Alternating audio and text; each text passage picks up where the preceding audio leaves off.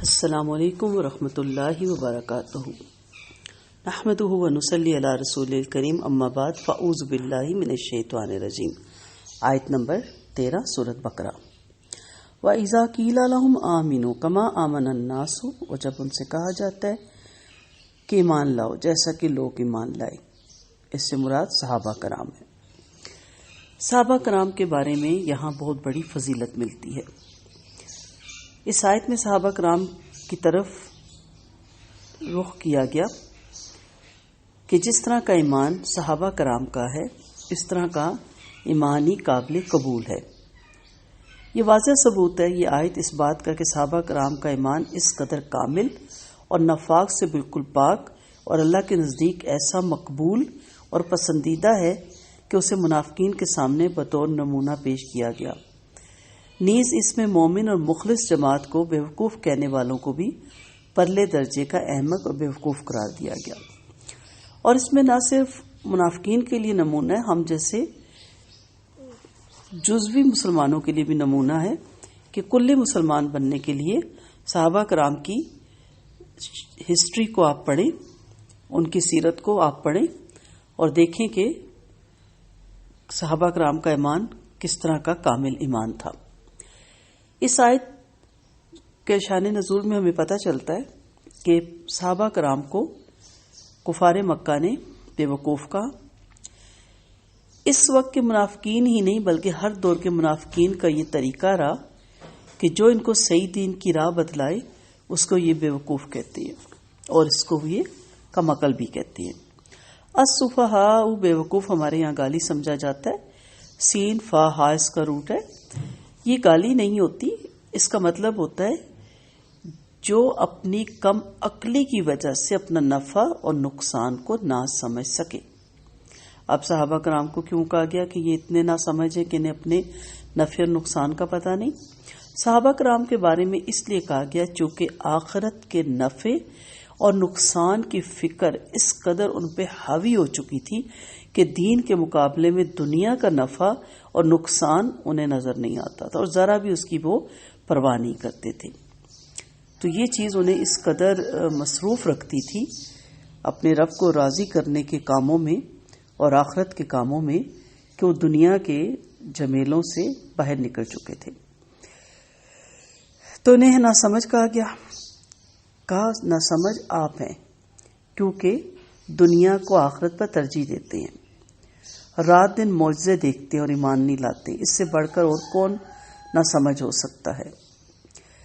مطلب یہ کہ جب ان منافقین کو صحابہ کرام کی طرح اللہ تعالیٰ پر، ان کے فرشتوں پر، کتابوں پر، رسولوں پر، مرنے کے بعد جی اٹھنے پر، جنت دوزخ کی حقانیت کے تسلیم کرنے اور اللہ اور اس کے رسول کی تابعداری کر کے نیک اعمال بجا لانے اور برائیوں سے روکے رہنے کو کہا گیا، تو یہ فرقہ ایسے ایمان والوں کو بیوقوف قرار دیتا ہے۔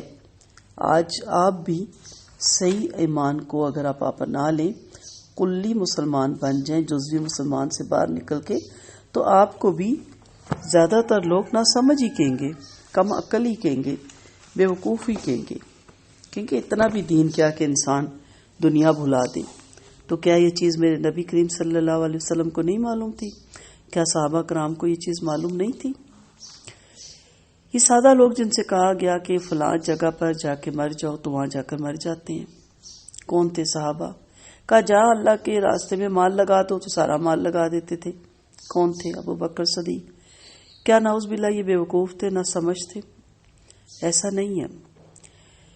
فرمایا الا یاد رکھنا انہم هم السفہاء، یہ جو دنیا دار ہے دنیا میں پھنسے ہوئے ہیں اور بقول شاعر کے بیٹھے تھے ایک ایک کا دو کیجئے، آیا مالک الموت کہ جان واپس کیجئے۔ یہ جمع پونجی کے چکر میں اور اکاؤنٹس بنانے کے چکر میں اور گھر بڑے سے بڑا بنانے کے چکر میں انسان کو یہ یاد ہی نہیں رہتی کہ اصل میرا گھر کیا ہے۔ تو کہا بے شک یہ نہ سمجھ ہے، لیکن اس بات کا علم نہیں رکھتے۔ غور کیجئے قرآن کس طرف بلا رہا ہے۔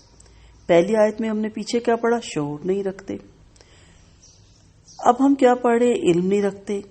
سو یہ ساری خرابیاں اس لیے پیدا ہو رہی ہے کہ ان کو اس بات کا علم نہیں ہے کہ نہ سمجھی کیا ہوتی ہے اور عقل مندی کیا ہوتی ہے، پھر ہمارا کیا کام بنتا ہے؟ ہمارا کام بنتا ہے کہ علم کو عام کریں۔ یہ ہمارا کام نہیں بنتا کہ ہم ان کے ساتھ مناظرے کریں، ہم ان کے ساتھ جھگڑا کریں۔ علم والے کا کام یہ نہیں ہے کہ وہ بے علم کے ساتھ جھگڑا کرے۔ کسی جاہل کے ساتھ جھگڑا کرنا اپنی جہالت کا ثبوت دینے کے مترادف ہوتا ہے۔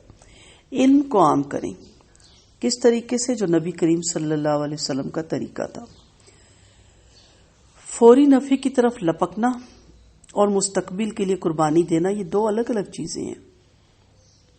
جو دیندار لوگ ہیں وہ مستقبل کے لیے قربانی دے رہے ہیں، وہ ہمارا ابدی ٹھکانہ جہاں ہمیں ہمیشہ کے لیے رہنا ہے اس کے لیے مٹیریل بھجوا رہے ہیں، اس کے لیے وہاں پہ خزانے جمع کر رہے ہیں۔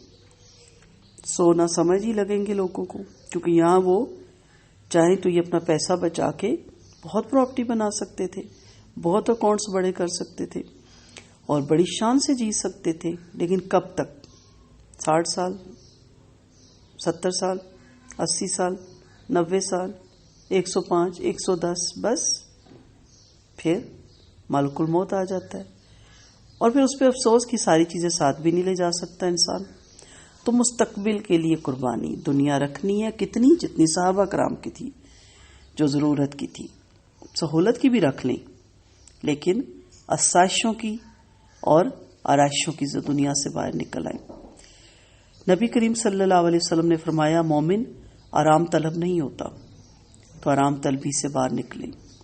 یہ لوگ جو محسوسات کی دنیا کے تھے اور فوری نفع کی طرف لپکنے والے تھے، انہوں نے یاسر رضی اللہ عنہ، عمار رضی اللہ عنہ، ابو بکر صدیق رضی اللہ عنہ، خدیجہ رضی اللہ عنہ، علی رضی اللہ عنہ اور عثمان رضی اللہ عنہ کو ناسمجھ قرار دیا، نعوذ باللہ، کہ یہ تو پاگل ہے جو ایک آدمی کے پیچھے ساری دنیا چھوڑ کر چل پڑی۔